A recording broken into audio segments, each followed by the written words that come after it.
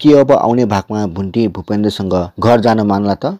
दशैं यता पिछाडि भुन्टीले जति दुःख पाउनुपर्ने थियो पाइसकेको छिन्। अब भुन्टी भने आफ्नो श्रीमान भूपेन्द्रसँग कहिले पनि बस्दिन भनेर कसम पनि खाइसकेका छन् र यता भूपेन्द्र पनि भुन्टीसँग म डिभोर्स लिएर ऊ भन्दा राम्रो सुन्दर र असल केटीसँग बिहे गरेर देखाउँछु भनेर आफ्नो प्रेमिकासँग बिहे गर्छु भनेर सोचेका थिए। तर यता सम्पत्तिको कारणले भने यता भूपेन्द्रले भुन्टीलाई डिभोर्स दिएपछि भूपेन्द्रले भने आफ्नो आधी सम्पत्ति भने भुन्टीलाई दिनुपर्ने हुन्छ र त्यही सम्पत्तिको लागि भने भूपेन्द्रले लोभ गरेर फेरि बिचारी भुन्टीलाई केही दिन माया गरेको नाटक गरी र लास्टमा भने छोडपत्र दिन्छु भनेर प्लान बनाएर आफ्नो दाइसँग भुन्टीलाई लिन उसको आमा बुवा बसेको कोठामा पुग्छन्।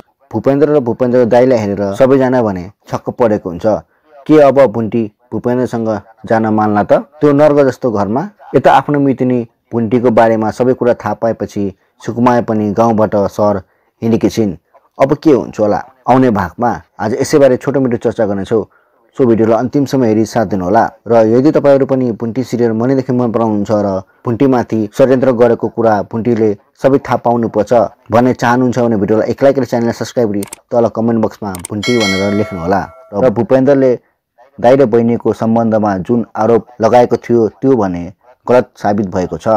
तर अझै पनि भूपेन्द्रले भने भुन्टीलाई गलत नै सोचिरहेका छन्, किनभने भुन्टीलाई डिभोर्स दिने र त्यो केटीसँग बिहा गर्नको लागि अझै पनि बिचारी भुन्टी र उसको दाइ टोकलेको बारेमा नानाभाटी भनेर औँला उठाइरहेका छन्।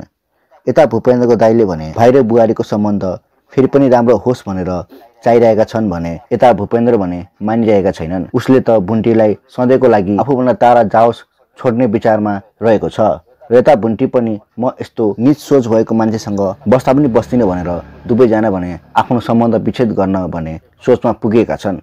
तर यता अन्तिममा भने जब भूपेन्द्रको भाइ भीमले भने आफ्नो दाइ भूपेन्द्रले भुन्टी भाउजूसँग डिभोर्स लिने कुरा सुनेपछि भीमले भने आफ्नो दाइलाई दाइ भुन्टी भाउजूलाई अहिले डिभोर्स नदिनु, अहिले तपाईले डिभोर्स दिनुभयो भने तपाईले कमाएको आधी सम्पत्ति र हिस्सा तपाईले त्याग्नुपर्छ र अहिले तपाईको बिजनेस भने डामाडोल चलिरहेको छ। यता ठुलो दाइले दिनुपर्ने त्यत्रो पैसा बाँकी नै छ, त्यही भएर अहिले हतारमा यस्तो निर्णय नलिनु, पछि पछताउनु पर्ला।